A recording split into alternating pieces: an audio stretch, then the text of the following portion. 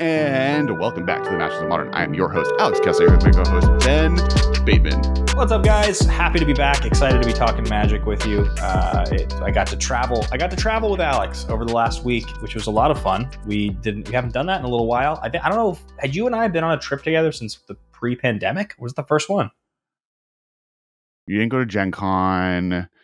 I'm gonna say we haven't, just for the sake of brevity during a podcast recording. I believe so. I think it had been like 2.5 years, and we used to travel together often and bring our Magic cards, and we got to play Magic, which was fun. So it brings me a sense of warmth in my heart, and I'm glad we get to be here in the week after to talk about Magic.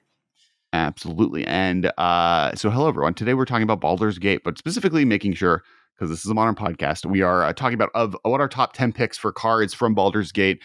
Not the Commander product, just the draftable limited format that we would love to see brought to Modern. So we're going to go through our top 10 picks on cards there. And they're not going to be in order. It's just 10 cards that we think would be really cool if they were Modern legal, maybe in the next Modern Horizons, or just printed straight into standard somehow, and what that would look like, or maybe in the Lord of the Rings set, which is going to be a Modern Horizon set, or a modern direct into Modern set. And before we get into that, really quick shout out to some of our sponsors. First, thank you to Channel Fireball, our new home. If you want to find our podcast, we are on YouTube, we're on podcast streaming sites, and we're also on channelfireball.com every week.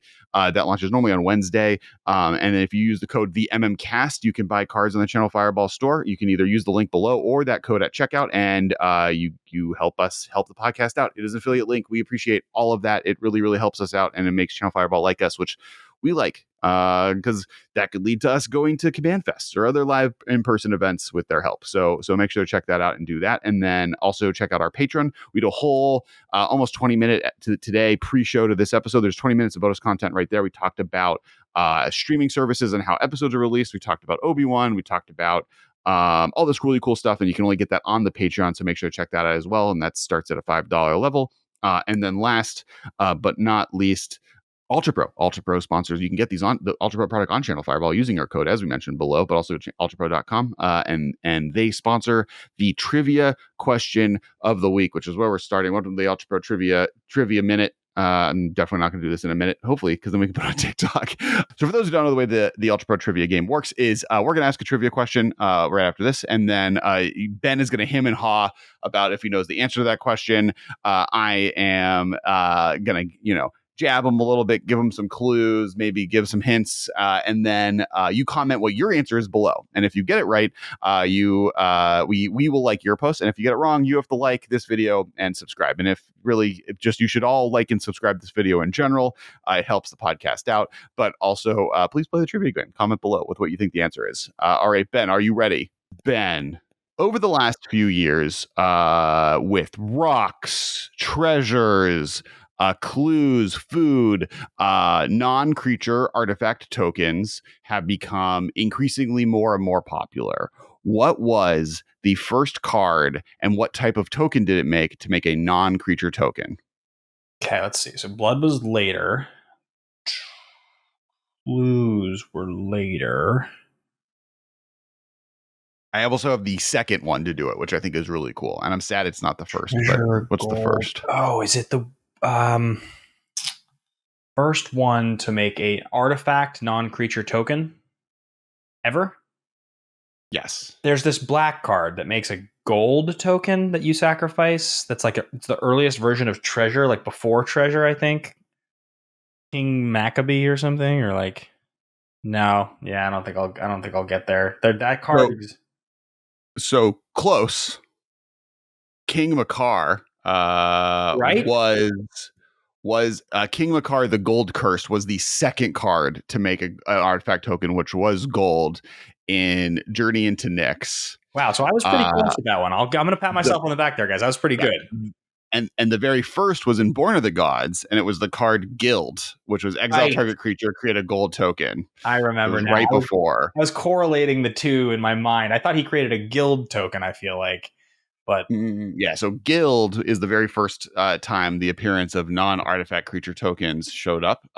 The third time is Nahiri the Lithomancer, who made the legendary, and is the first one to make a legendary, or not a legendary, sorry, just a token artifact equipment, which has indestructible equipped creature gets +5/+5 and has double strike. that was a tough one. 0. I gotta say, I was proud of myself for getting as close as I on the King like Maccabee Makar. Like that's not that far, but in the end, Guild was what I needed, and I do remember those cards. But Yeah. no, The next one was Landmine. So it was gold token. There's 2 cards with make gold tokens. The next one was Nahiri making an equipment token, and then Goblin Kaboomist oh yeah, made right. Landmine token. Sacrifice this artifact for a red. It deals 2 damage to target a creature without flying.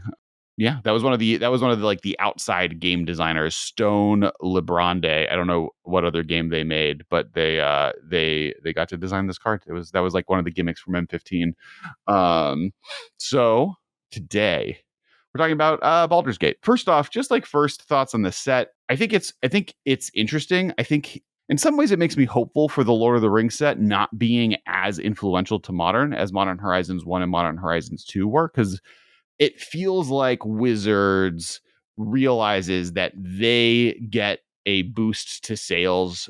This is why Zendikar had fetch lands, and also why Zendikar had the treasures included in it, because it was a set that the higher ups didn't believe. Like they didn't believe that lands matter was a mechanic that would have been super popular. So they added a bunch of gimmicks into it to make it exciting for new players.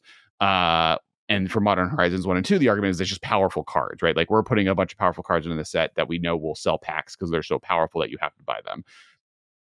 With both Lord of the Rings sets, it feels, or not both Lord of the Rings, both Dungeons and Dragons sets, it feels like Wizards is more on the like, oh no, the license and the brand, why we got the license. Why? I mean, it's their license in regards to Dungeons and Dragons, but this license is what's going to sell the product. So we don't have to put busted cards in this set. We just have to make a cool draft limited format, and people are going to be excited because Dungeons and Dragons is exciting, and so people that aren't Magic players are going to buy this to make up for maybe the fact that regular Magic players might not buy as much of it because it's not as powerful. I feel like the cards designed are still powerful. They're just powerful in a different way. They're not obviously powerful in a low CMC way, which is like what the whole Modern Horizons 1 and 2 sort of design is about.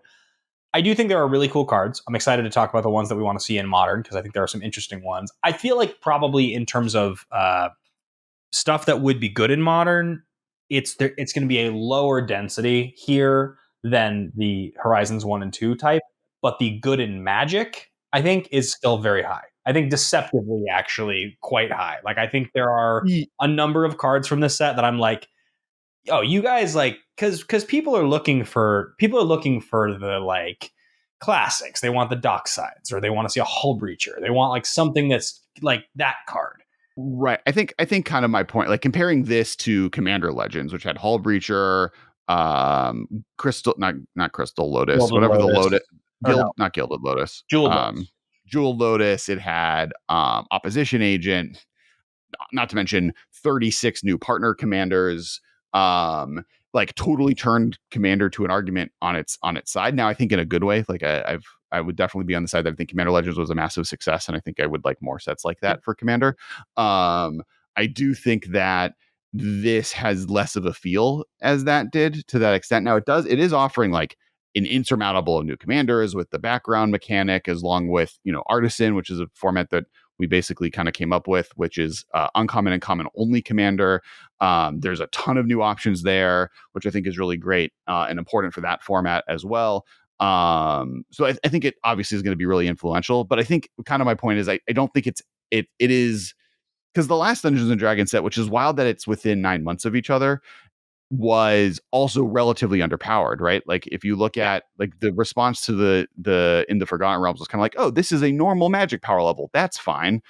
And I think to me that means that the Lord of the Rings set likely will also not be as, in the view of people who think Modern Horizons 1 and Modern Horizons 2 is detrimental to the format, which I'm not really sold on, but if that is your case, I think the Lord of the Rings set is going to be less so than those sets were, because Wizards can rely on the fact that every player who used to play Magic the Gathering but has always loved Lord of the Rings is going to come back for that set in droves. And I think that that allows them to not put the Ragavans in this set and to not put the mythic cycle of free creatures in the set.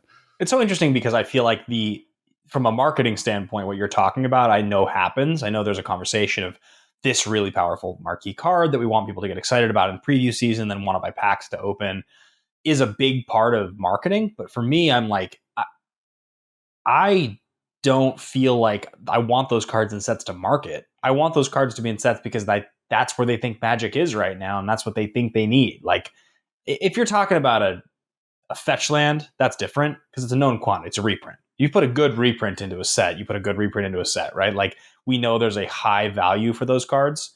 You create a card like Ragavan, like that's something you thought was a good enough, cool enough idea. It should be in this set. And I don't think those two. I don't think we think this is a cool design mechanically and adds fun to the game is a separate idea from we think this card is powerful and by putting it at Mythic, we'll know that we'll sell packs.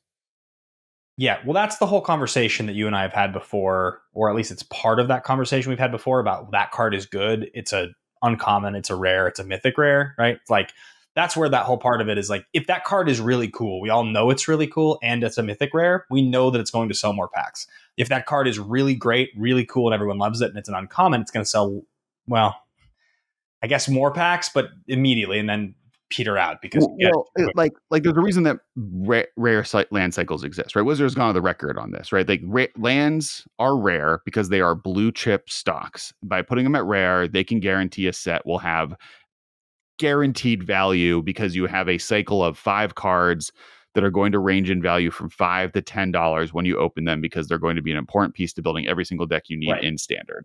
Right? Like that's why you don't get untapped land cycles at common or uncommon, even though a lot of people would argue the game Magic, the Gathering, from the perspective of player bases wallets would be better if lands were not expensive. The opposite side of that argument is that the resources that Wizards has and is able to put towards the game design of this game wouldn't exist if they weren't making money. Correct. And so we don't have to get too deep into the capitalism side of Magic the Gathering. But my point is, I do think that Baldur's Gate is not as pushed as Commander Legends because there was more faith in the brand associated with it to sell packs than the set needed to be able to do to stand on its own. And I think that if that's true with the Dungeons and Dragons set, that's going to be triply true for the Lord of the Rings set, where like, you know, Danny, who used to work with us at the office, the last Magic card set she bought, period, was the My Little Pony one. Not because she plays Magic at all, but because she likes My Little Pony. And when I was like, yo, they're coming out with the Lord of the Rings set, she was like, oh, dope, I'm going to buy that. She's never going to play it, but she'll own those cards. I mean, there's a little bit of and I think probably this has been talked about before, but just to give you guys a little bit of background, I mean, like, so Alex and I, obviously, you know, he is the CEO of this toy company, and part of our company, Kess, is that, you know, I'm the VP sales, is that we do games and puzzles. And part of the conversation when you're talking about developing these properties is you put a tremendous amount of time into design to make the game really strong, to make your puzzle beautiful. And then there's a conversation of, is there a brand that we're a fan of that we think has a similar vibe where we could design into that vibe, right? Is there something we're coming up with that feels like it matches, where we could develop? Because you know that if you have a phenomenal game that feels like you are absolutely designing a Lord of the Rings game, then you want to talk Lord of the Rings and say, well, could this be a Lord of the Rings game? This feels like we're designing it. What do you think? And if the relationship's there, it's a win for both parties because you've given them something great and they know now there's a great game representing their product. And so there's a little bit of that, which is like when they come out with a Lord of the Rings set, we know whether or not you love Magic, just like you said, Alex, there will be a certain number of people that will buy that just because it says Lord of the Rings. They'll have no concept of what Magic even is. This will be the first time they ever buy a Magic product. And that's an extreme rate, right? Like I think the biggest chunk is going to be a bunch of people returning to Magic or people that slowed down and playing Magic but love Lord of the Rings, because there's a lot of people that those two things are true of, right? Yep. I would bet that 90% of people who used to play Magic that no longer play Magic also really like Lord of the Rings.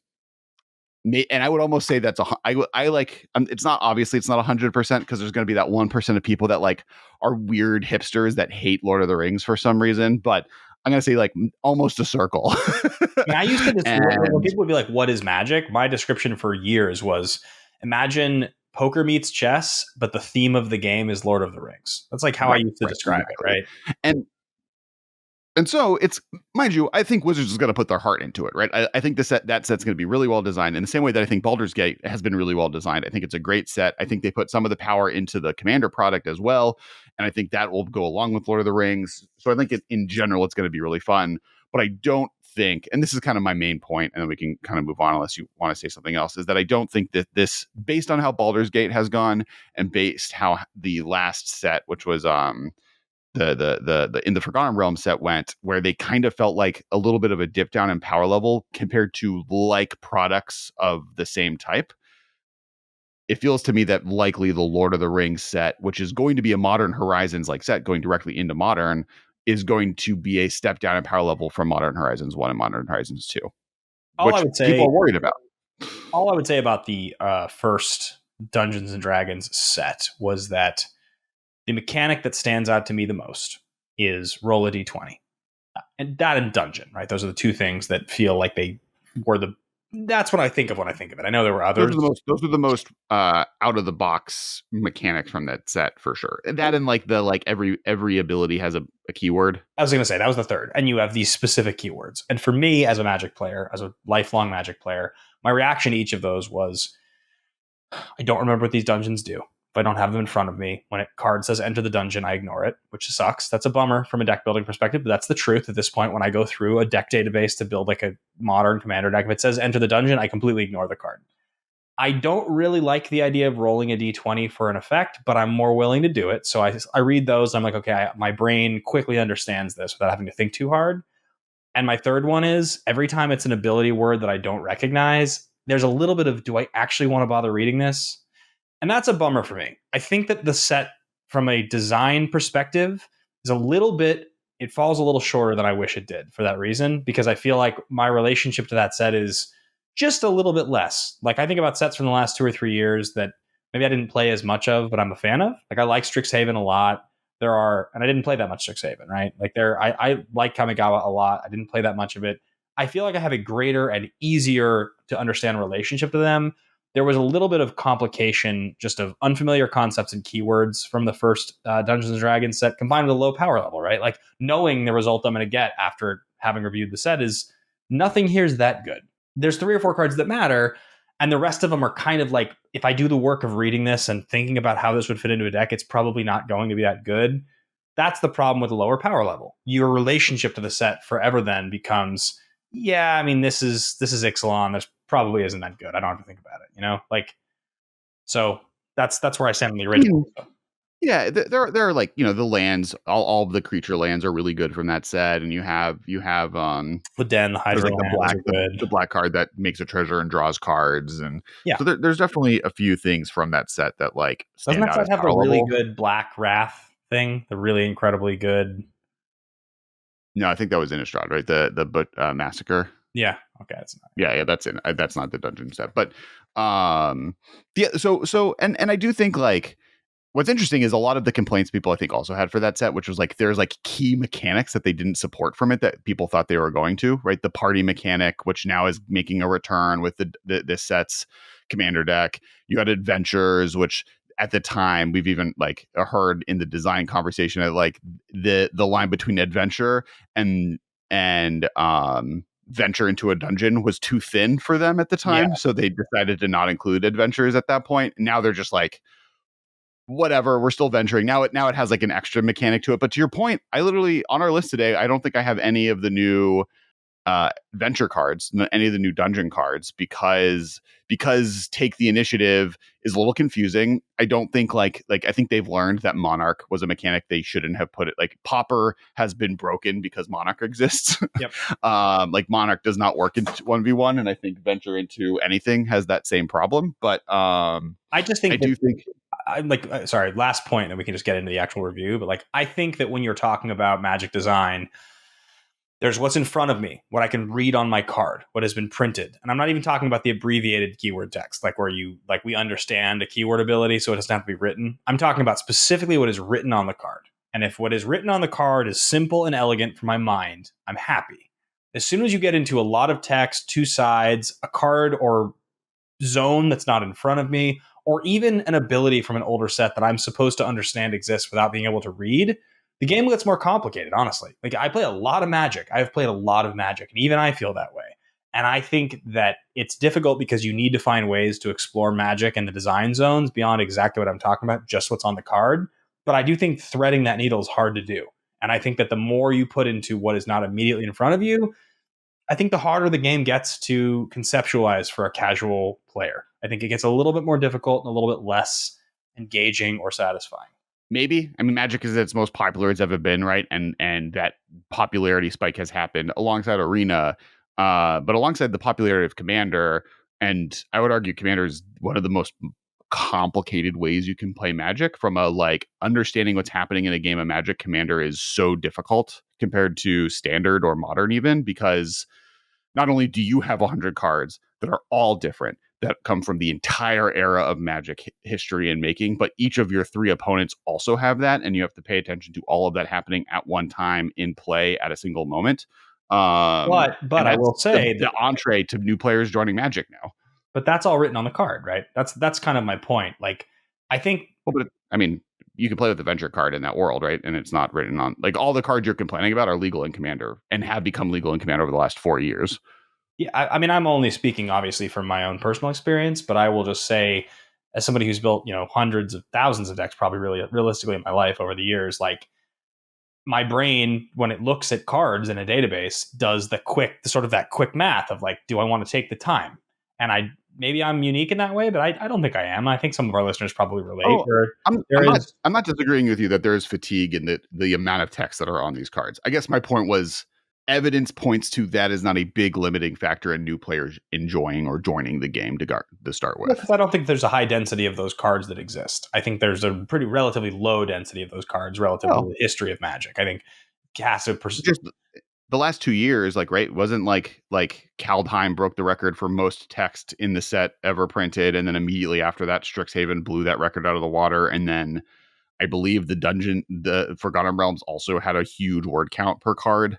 I would say that cards that reference something that's not on the card, like a dungeon or something that you have to read that's like a separate piece, cards that are double sided, or cards that are even have like in the top 10% amount of text ever, make up less than 2% of Magic ever, maybe even one. Like, there's so many cards, there are so many mechanics, there are so many pieces that do not include those things, that even though there's a high density lately, I still don't think it's affecting the game overall negatively yet.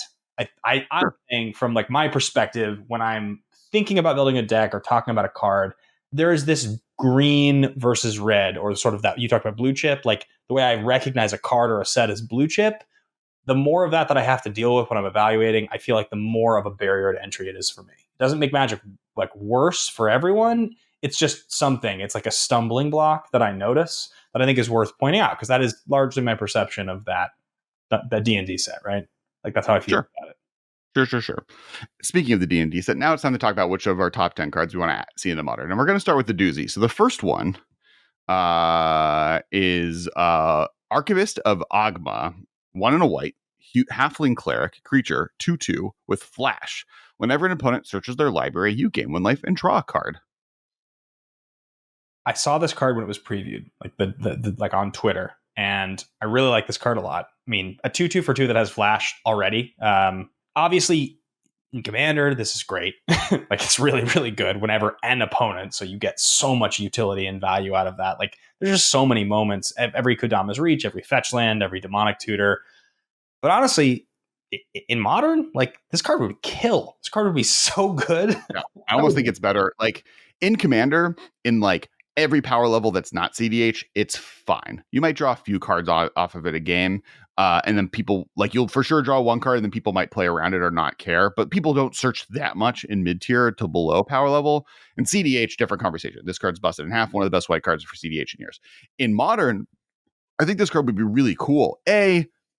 One reason I really like this card is I do think there needs to be in Modern more ways to incentivize not playing with fetch lands that aren't miserable to play against, like Blood Moon, right? Like, this card seems so perfect to me for Modern, because right now I think the format needs punishment for how greedy your mana bases can be, especially with all of the 4-color, Omnath, 75 main deck card, Yorion piles, or 80 card Yorion piles. Archivist of Ogma is a good argument for like, hey, your lands will be punished, but I don't have to play Blood Moon to do it. And I think that's healthier for the format, and stuff like this would be healthier for Modern in general. I think there are two things about this card that stand out to me. You mentioned what you just said about de-incentivizing people to play fetch lands. I think it's very true. Over the years, depending on whatever version of it shows up, the red burn decks, often they're 3 colors because they want sideboard cards. They're often, white red or white red green for one reason or another, but they often do play fetch lands. So this card fits nicely into that because they crack a fetch, you flash this in. So now they have to spend a spell to kill this, right? They probably will, because it makes every fetch land after that make their cards worse. So now you're trading this card for a lightning bolt, but it draws you a card, right? Because you're new in response to a fetch land. So it replaces itself, gains you a life, and gets a card out of their hand. Like when I remember back playing any blue deck, any blue-red spells deck, anything, and you would put dispels in your sideboard against a lot of things. You bring them in against red, right? Because literally just the 1/1, just a blue to counter your lightning bolt is good enough. Like that is a good enough effect. You have a limited number of cards that is, I'll go 1/1 against you because your velocity slows down. This is so much better than that. Like if you play this in response to a fetch land. So I think that's interesting. The second thing though, and I think the more notable thing, I think I saw people on Twitter talking about this. If this didn't say draw a card, it would just be a white card. But the fact that it says draw a card is one more attempt by Wizards to print white cards that can give you card advantage. I mean, obviously, the white card that makes treasures, Smothering Tithe. It's a huge commander card. This is reminiscent of that in the way that just this should become a staple in kind of almost any white deck in Commander ever. I don't know how it doesn't.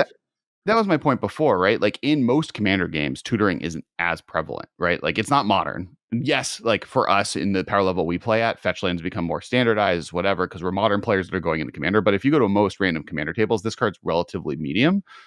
It's when you get to higher power level that it's really powerful. It's one thing. There's a Chris Mooney. They are the new, for those who don't know, there's a council of colors at Wizards. There's a specific employee in the design team at Wizards for each of the different colors in Magic, and their job is to defend, guard, protect, and explore the ways that the color pie fits within the color that they control. Chris Mooney is the person now in charge of white. And one thing that they explained in a really good, I forget if it was an article or a Twitter thread, or it definitely was also on TikTok, which they also have a TikTok,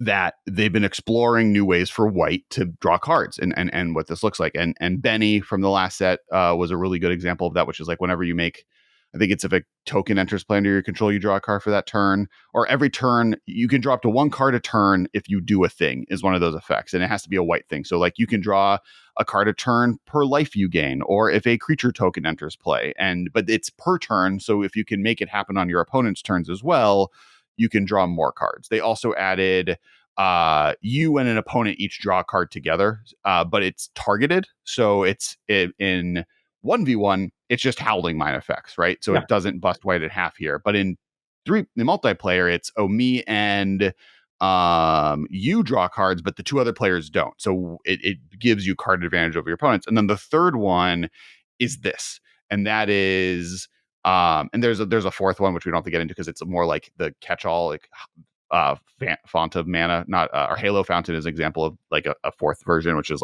weird other white things that kind of make sense. But this is, instead of tax effects like Thalia or punishing effects, you have, I get to draw a card if you break the rules. And so this is an example of that. And I think this one would be great for Modern. Yeah, I think your point there is really strong. When you think about over the years, all of the mind sensors and the Leonid Arbiters and the things like that, the Thalias, Those tax effects, if we're being honest, are in 1v1 more stifling to your opponent. If you get them down early, they make it much harder for an opponent who's locked onto them to play, which we can argue is actually not good for Magic, but it's effective. I've played many decks against and with those cards. But from the perspective of Magic is more fun if you can play more cards, Magic is more fun if you can draw more cards, Magic is fun if you're good early and good late. This is the version that makes that true. It is. You being able to not search your library for a fetch land and shut out of the game is so much worse of a game of Magic from a gameplay perspective than you do the thing and I get a life and draw a card. Like, I'm still getting an advantage. We're just both playing Magic. They have printed a Thalia at 1 mana that has this ability instead, right? Instead of Thalia, which is whenever your opponent casts a non-creature spell, they have to pay 1 mana or they can't cast it, right? Or every non-creature spell costs 1 more mana.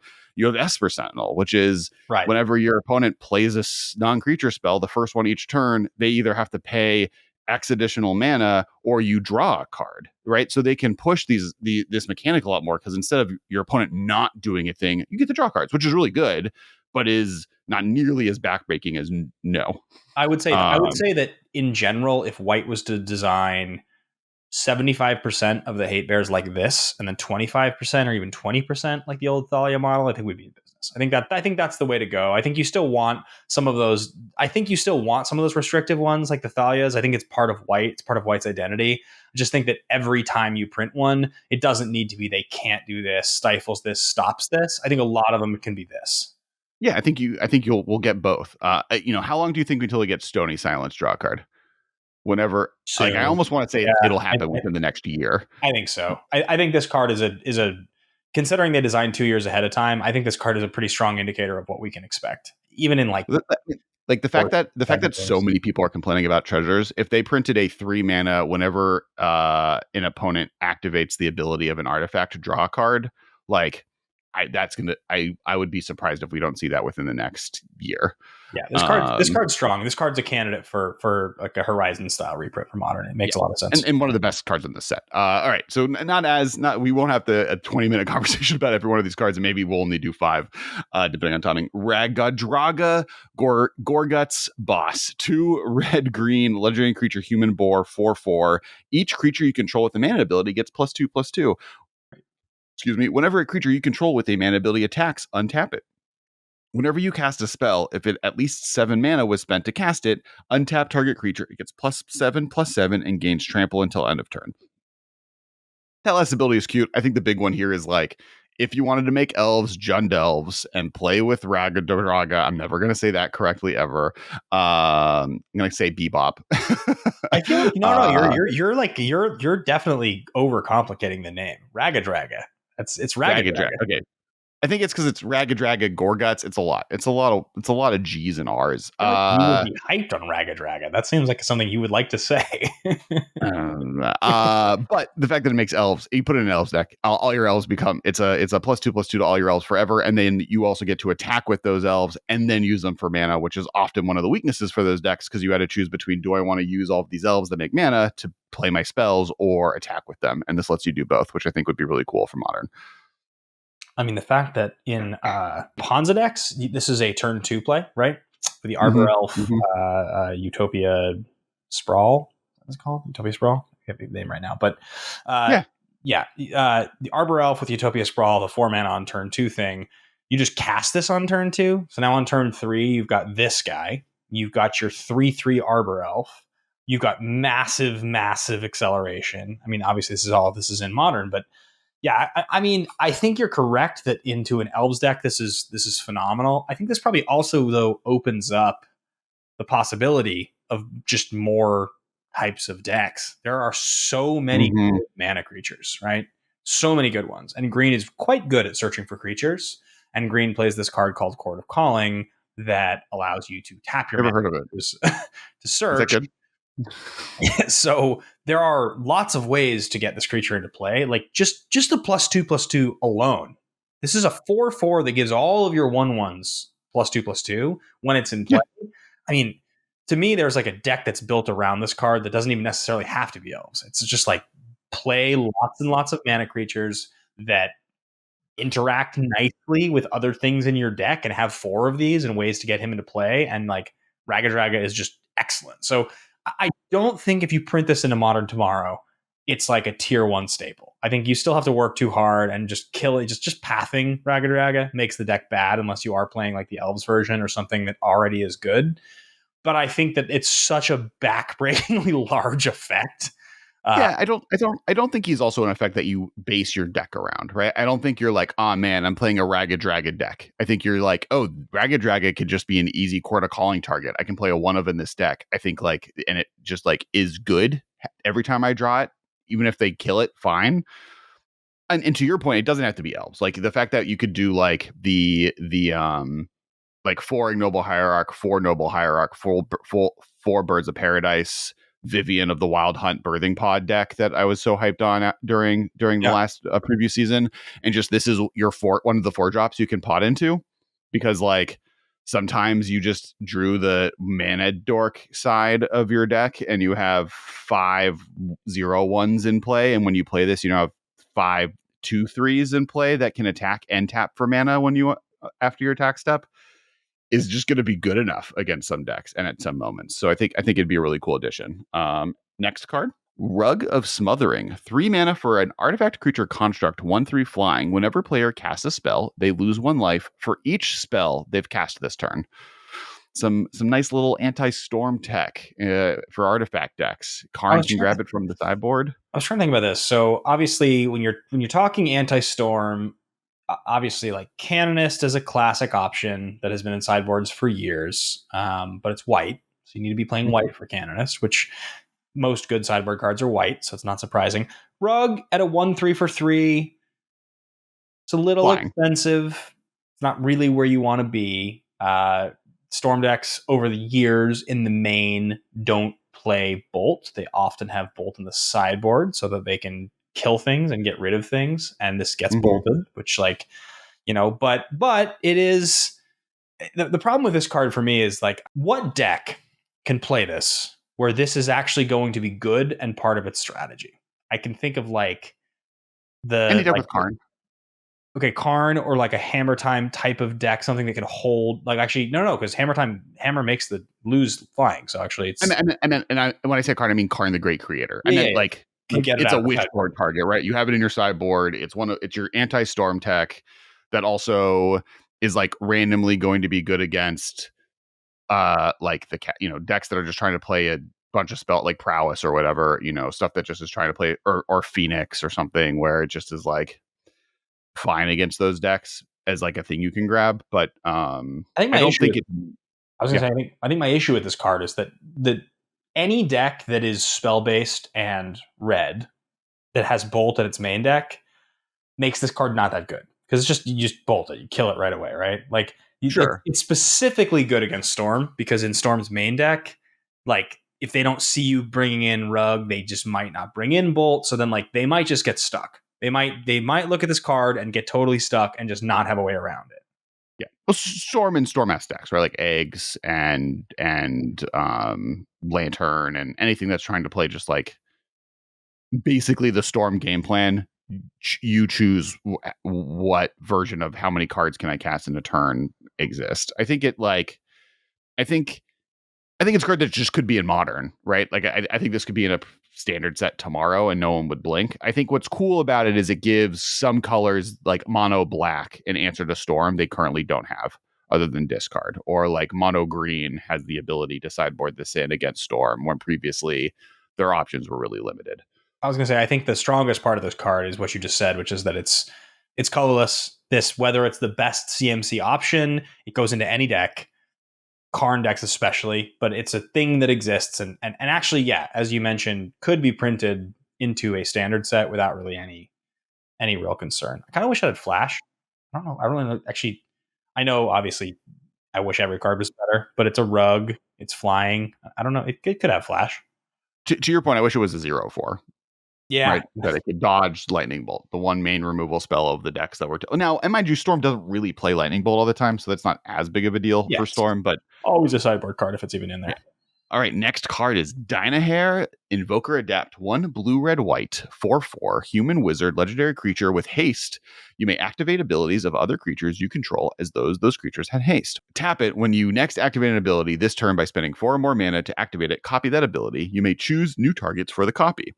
Two of the things that really jumped out at me 4/4, so dodges lightning bolt, 4 mana, 3 colors, haste, right? So a 4/4 haste for 4, which 4 mana haste creatures that beat down have classically been pretty decent. Not that Bloodbraid Elf is currently super modern playable, but that is not a bad rate for what you're paying. And it comes with pretty relevant abilities, giving every creature you play, any mana dorks you play, just haste is an effect that's really interesting, especially on a creature. The other thing that's cool is because it has a activated ability itself. This is a card that Zerda can hang out in the companion zone with, and then is also encouraging you to play with creatures and spells that Zerda wants to also play with, things that tap or have activated abilities that giving them a reduced cost is helpful for. Interestingly enough, its tap ability kind of doesn't work with Zerda, but in some ways they're both complementary. Where like if you want one or the other, if you have something that has a 4 activated ability and you don't have Dynahar in play, you can get Zerda to make it cheaper. If Zerda dies, or if you have Dynahar in play, don't play Zerda. Now you get to copy it. And so I think that's also a really cool kind of relationship and interaction. Anything that makes a companion that currently isn't seeing in modern more interesting also just like puts things in the back of my head. Yeah, I think there's some interesting stuff here for sure. I like that it's a 4/4 for 4 with haste as opposed to a 4/4 for 5. Obviously, Urabrask classically is a 5 mana 4/4, so that's a card that has been playable in multiple formats. It's a good card. 4 versus 5 is very significant. The 3 colors versus the 1 color does matter.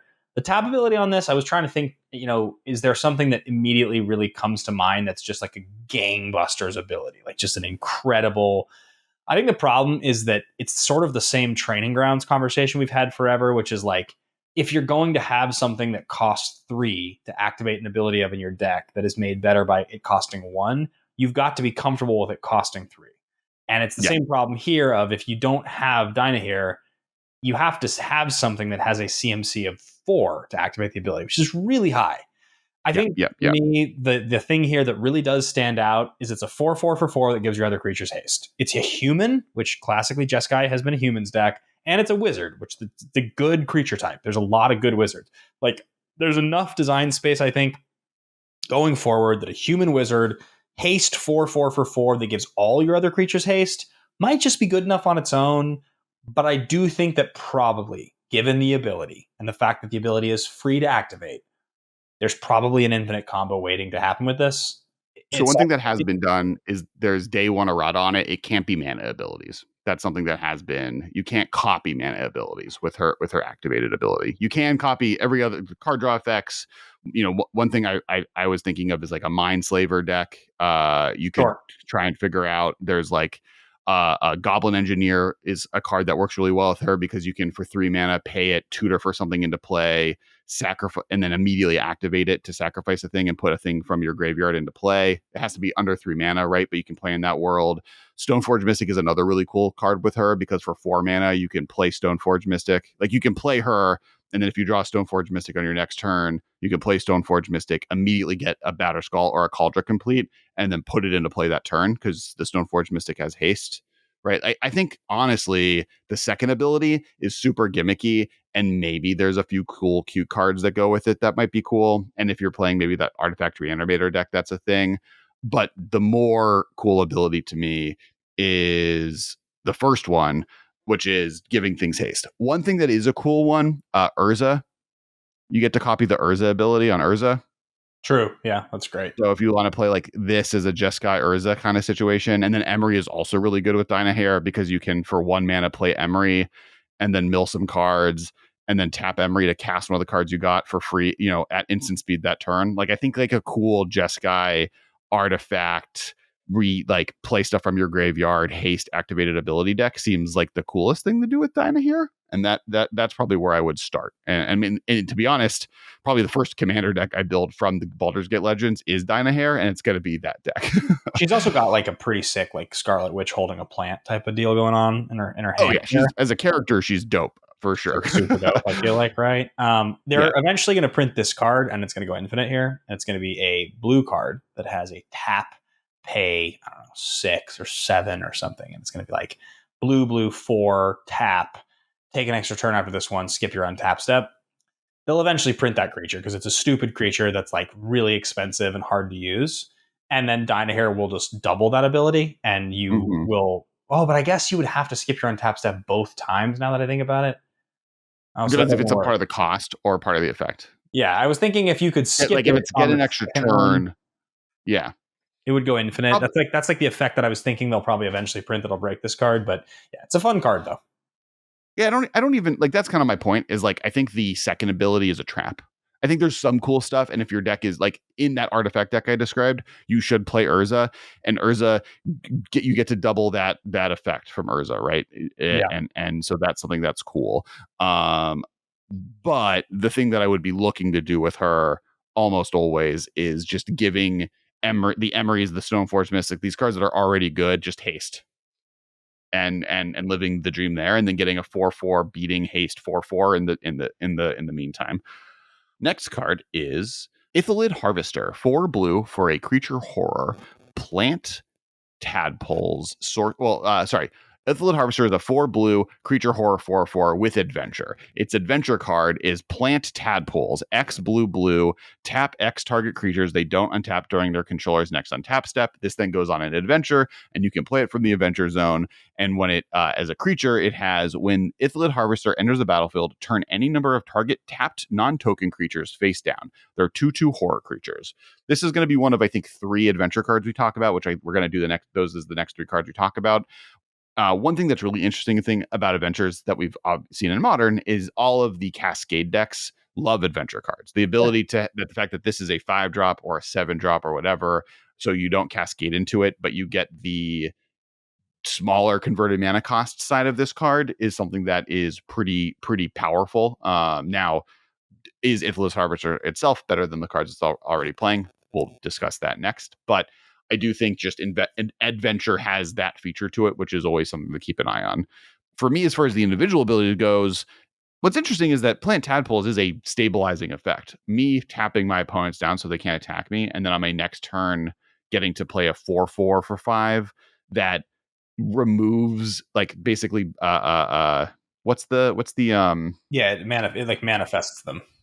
yeah. Well, it's the swine. It's better than that, right? Because they can't flip them Curses. back. Yeah. It's Curse of the Swine, but you get to do it without X. It's just a 5-drop that curses the swines any number of tapped creatures, and now they're 2/2 horrors that have no abilities, right? So if they have a Thalia or Ragavan, whatever creature they have, it's still a 2/2 you have to deal with, but they no longer are a Primeval Titan. They no longer have abilities, which is often very nice. Yeah, I would say that is okay. From a commander perspective, I think this card's great. I think it's really cool. I just think it handles a lot of what you want to be doing. And it's because it's not tap X target creatures controlled by one opponent. It's X target creatures, which means like in a game of commander, this could target the best one creature of each of 2 opponents and the best 2 of another. Like you could, and then the next turn, you get down a 4/4 and you just nerf all those creatures. In a game of modern, when you think about the creatures that you would specifically want to be dealing with, more than likely it's going to be blue 1 or blue 2. It's going to be pretty low level. And because you're going to want to curve out, that's the only way to do it. It's going to be blue 2, right? If you don't curve out the next turn, then you've lost the effect. Mhm. That's fair. So you have to kind of play this as blue 2. If that's a Primeval Titan deck, which means in a blue deck, you are going to be playing this on the 4th turn of the game, they're already in the end game at that point. And if they've already gotten a Primeval Titan down on the board, they've already had a huge turn. If they haven't won already, maybe you're going to get 1 turn to untap. This kind of allows you to like stall out the prime time and then get this. But like, I'm trying to think about the type of creatures in a game of modern where there would be 1 to 2 targets on turn 4 that you would like really want to be able to do this against. And it to me feels a little bit. I can't imagine if this was legal in modern, this would see much more play than a much lower power localized version of dealing with that stuff. It feels just That's like fair.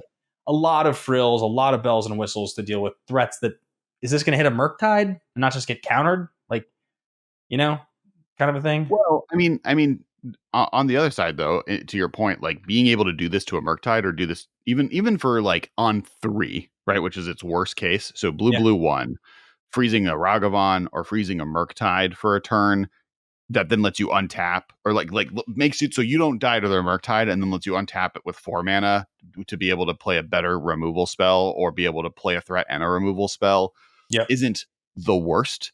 I don't disagree with you. I think this is really borderline. I think it does cool things though, and I do think the manifesting stuff is a removal spell effect that doesn't really exist in Modern that is very powerful.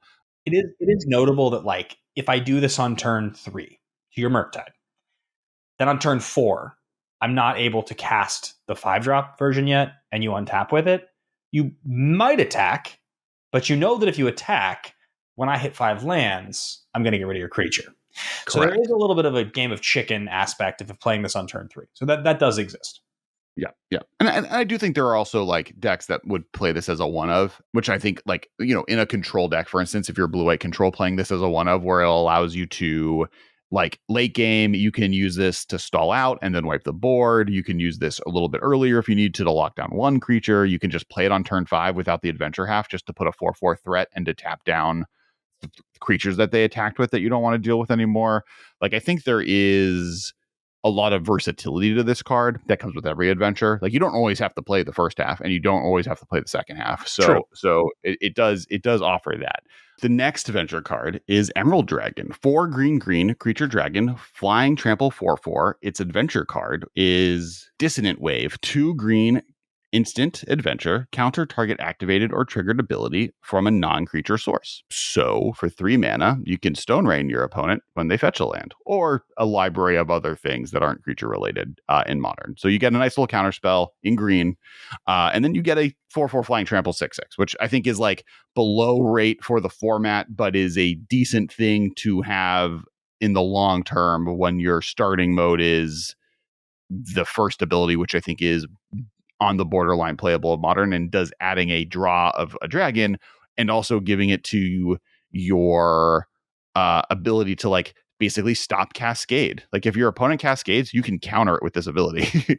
I believe that this card was previewed by our friend Joe over at Tabletop Jocks, I think.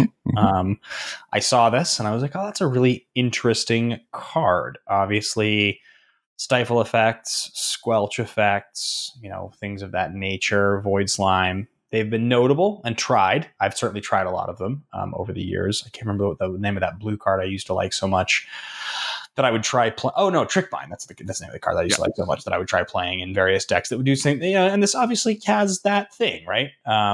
Activated or triggered. I think that the two benefits to it: one, because it's an adventure, all the Cascade decks in Modern could play this, and it would be a card they could consider just because it does great things in the mirror. It also is playable in other places. And then, if Trickbind drew you a 6 mana 4/4 trample or flyer, is it more playable now? And I think Yeah, kind of. I don't think it's quite there, but I think it's close. And I think this effect is like cool and could easily just be in Modern, right? I think that's part of it too, is like for the nothing on sake this of card says not Modern legal. for the sake of Modern, for like the types of if I go back to that old Titan Delver deck that I was trying to build that had the trick binds in it, that was like trying to do that thing. Those decks rely on being able to stifle your opponent's mana producing abilities early in the game and like stop them and then take advantage of it by having a threat. This being a 4/4 trample flyer for 6, unfortunately, is a little bit. If it was a 4/4, or sorry, if it was a 2/2 flying trample for 4, like if it was a 2/2 flyer for 4 and the same ability for 3, I think this could be realistic as just the back end of like a good ability. It like wouldn't be as much of a finisher, but I think getting to 6 for this in a deck that wants to take advantage of this seems like this is more utility than it is actually intentional. I do think that is worse I think a 2/2 flying trample for 4 is worse than a 4/4 flying trample for 6 in Modern, which is kind of insane, but like I think there are more ways to get to 6 mana, especially because this has an alternative mode, right? Like if I'm drawing that card and the only thing I can do for it is cast a 4/4 or cast a 6-drop, fine.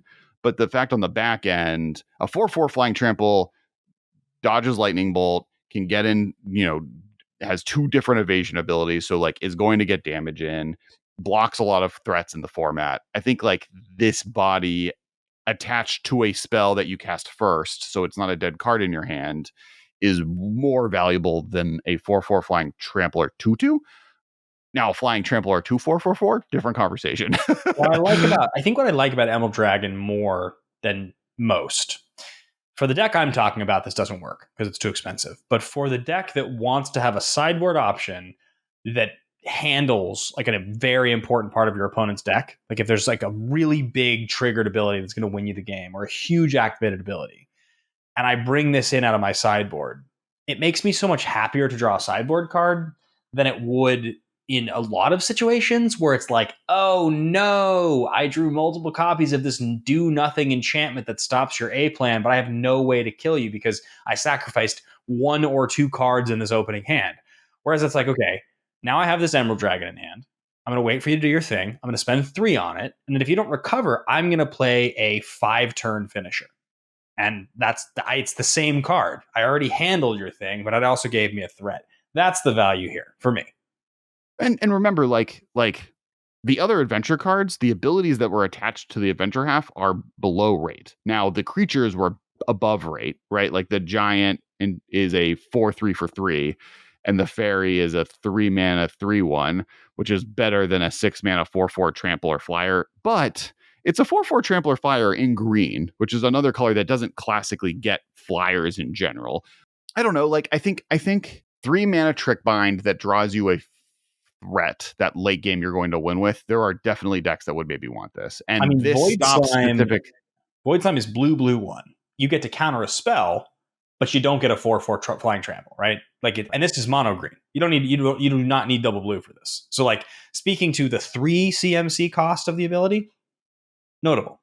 Yeah, like Void Slime is borderline playable, and this is and this card does things in a way that's interesting. The other feature, because it's a creature, you get to pod for it. You get to do all the creature tutors. You could to get it into play if you want to. There's other features to that are important, but yeah, it's interesting. Next card, and this is the last adventure card: Two-Handed Axe, 2 in a red, artifact equipment. Whenever equipped creature attacks, double its power until end of turn. Equip 1 in red. Or Sweeping Cleave, 1 in a red, instant adventure. Target creature you control gains double strike until end of turn. You may then put it on an adventure and cast it. I think this is maybe the best of the 3. The fact that like the first half is a somewhat playable modern card already that is tutorable by Stoneforge Mystic seems cool. The first half of this is the old Teamer Battle Rage. The difference there obviously being that Teamer had Ferocious Trample, and that matters. Yeah. But 2 CMC instant speed double strike. I have played many versions of that card. Double Cleave is that card. I've played Double Cleave in many a deck. So it's doing the same thing, but obviously then you have a repeatable version of this thing, which is very strong. I think this card's really good. This is one of my favorite cards in the set. I feel like the costs are low enough overall that you're kind of in business where you get the surprise effect of the double strike, and then now you're left with, I have this kind of inevitability engine, because by the way, part 1 of the inevitability is that it's a spell, but part 2 is that it's an equipment.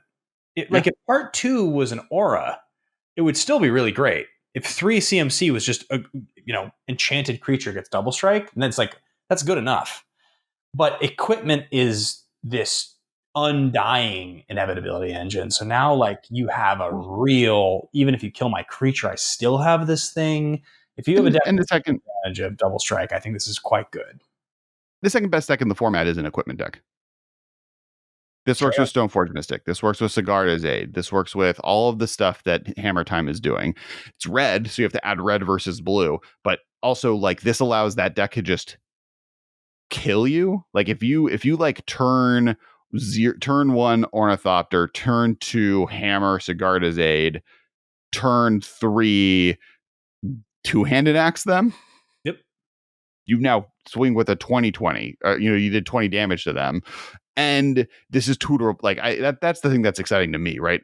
Obviously not modern legal, so none of this is possible right now. But I think this card is like such an easy slide in the decks that are already good, and then would maybe even create its own archetypes off of the fact that you can bring the Temur Battle Rage decks back. Because now instead of Temur Battle Rage just being a spell that you try and win with, it then draws you a redundant piece if they're able to answer it the first time the creature you played or whatever, so that the next creature you play, you don't have to buy another Temur Battle Rage. You just equip it with the axe that you have and make it a 2020 Death Shadow or whatever, which I think is really cool as well. Like I think like a Mardu Death Shadow deck that's playing Stoneforge Mystic, Two-Handed X, and Death Shadow is another really cool archetype that doesn't currently exist right now that this would create out of nowhere. I do kind of wish that, and I know obviously I'm like famous for doing this on this show, which is like I always ask for things to be better, but I do wish that the adventure, equip, and casting costs were all 2. I just wish that it was 2 2 2. I know it would make the adventure side maybe too good, Well, but like I have a convenient thing for you. There's this card. I mentioned it before, maybe 5 seconds ago. Stoneforge Mystic, and on Stoneforge Mystic, in the little text box on the bottom, it says tap for 2 mana. Make the equipment you have cost 2 or cost 0. fair. Yeah, I think I Both would of these agree with cards you. are in the same colors as Dynahair, so you could do that with haste. Dynahair. Yeah, I feel like this card's probably number 2 behind Archivist. My favorite cards on this list. That feels like they feel like they're the 2 for me. I think it's my third favorite, and the last card we'll talk about will be my number 2. But this is the second to last card we'll be talking about today. Jaheira's Respite, 4 green, instant. Search your library for up to X basic land cards, where X is the number of creatures attacking you. Put those cards onto the battlefield tapped, then shuffle. Prevent all combat damage that would be dealt this turn. So in previous times, what's the white card that does this? Not this, but something similar. Settle the Wreckage. Yeah. So in Settle the Wreckage is a card that has seen decent amount of modern play. Obviously was a dominant force in standard. That gave the lands to your opponent, but exiled them. This fogs for the turn, but you get the lands. To me, though, the thing that is most exciting is putting this in a Primeval Titan deck where you are already kind of playing this game. You're playing the ramp and fog game. You're playing the like, I just don't want my opponent to kill me until I win with Valakut. And this card lets you do that very quickly. It costs 5, but that's a deck that 5 drops are not an incomprehensible thing to cast since its main game plan is casting 6 drops. And I just think this card is really cool and creates cool strategies on its own and is probably fine in Modern.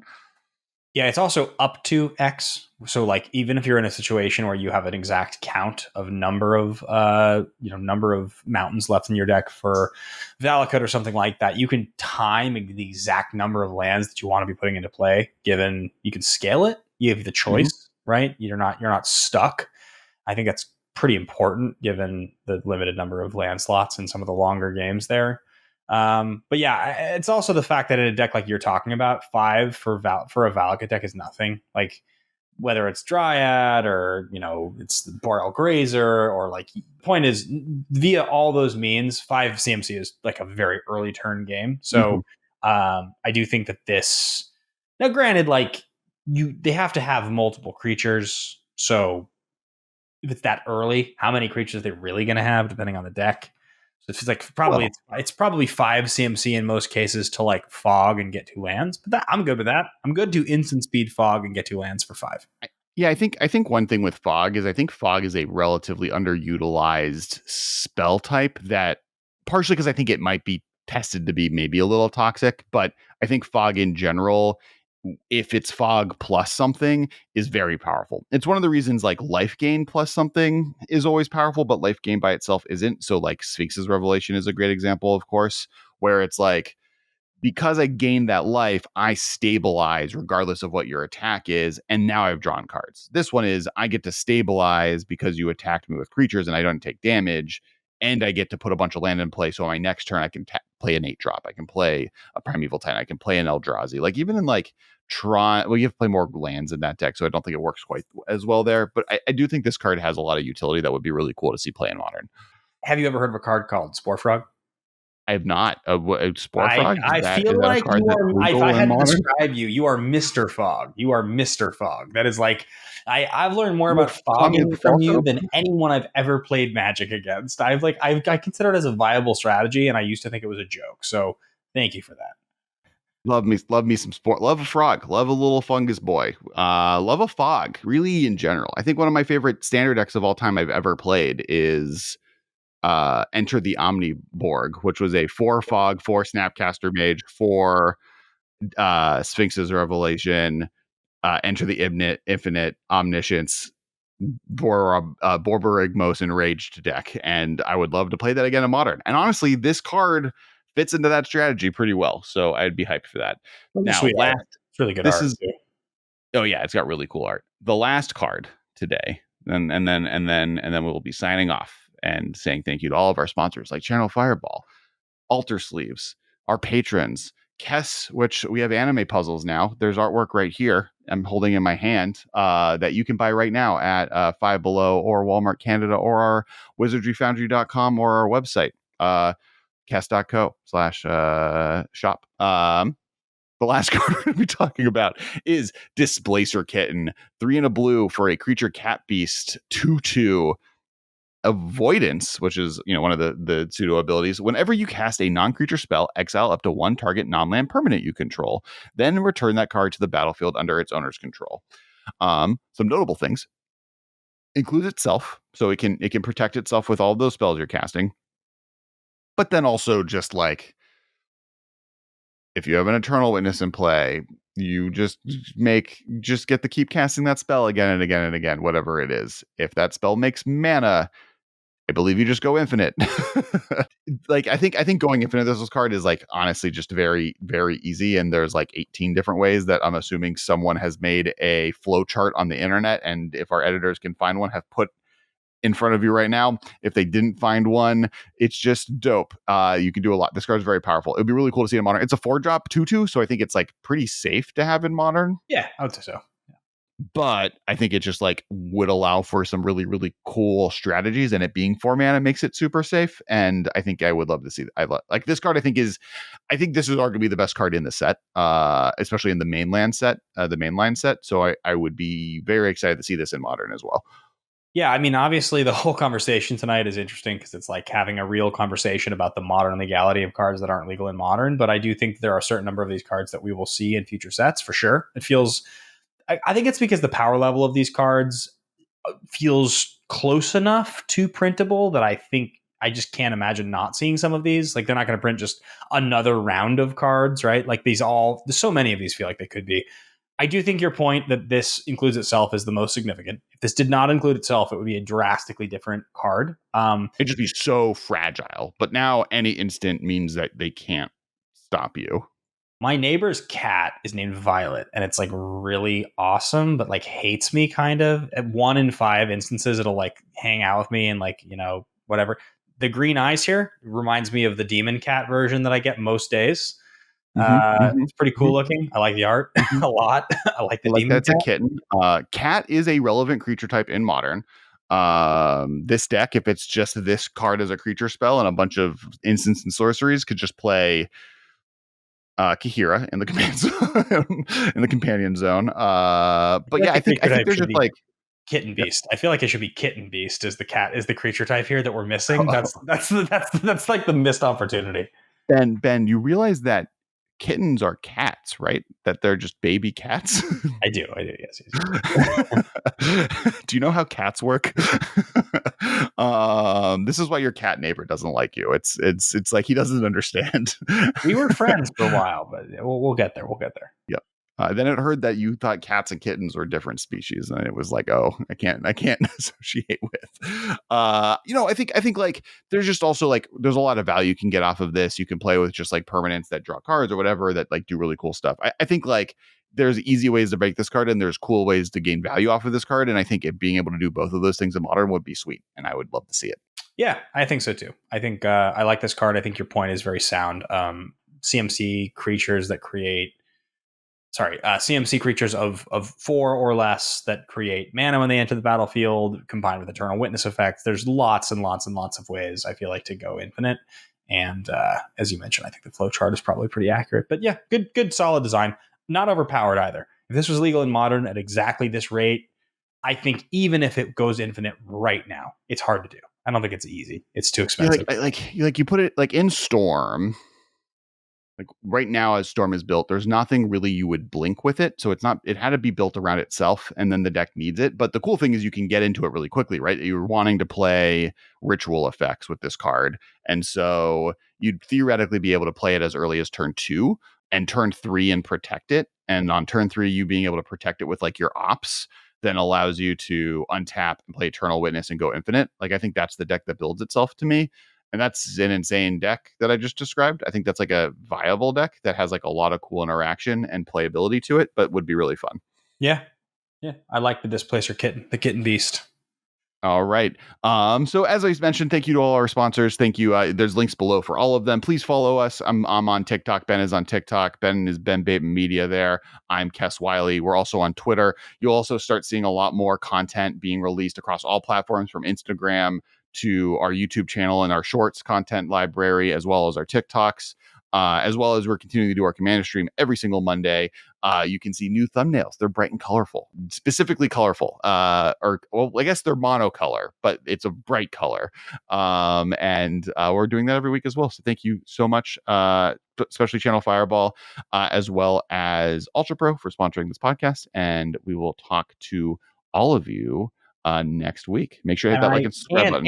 And next week, if you're in Columbus, I'm going to be there at Origins, which is this awesome trade show for gaming. I'll be there for Kess, talking about all of our cool stuff. And I will be there. And that weekend on Friday, I'll be playing a show. Many of you know I have 3 songs out on Spotify. I've had a lucky run for the last year, and it's been very fun to play music. And I'll be playing a solo live show in a private venue. So if you would like to check it out, go to benbatemantour.com. And if you're in Columbus already or nearby, love gaming stuff, hit me up, because I'll be there, and it's gonna be really, really fun. Michael will be there with me. You guys know him from the show, and I'm very proud of the songs I'm putting out. I'm very proud of the stuff that we're doing at Kess, and both will be represented in Columbus. So thanks for listening to the show. See you guys soon. Awesome. Thanks, everyone. Bye. This has been a production of Time Traveler Media, sending podcasts into the future.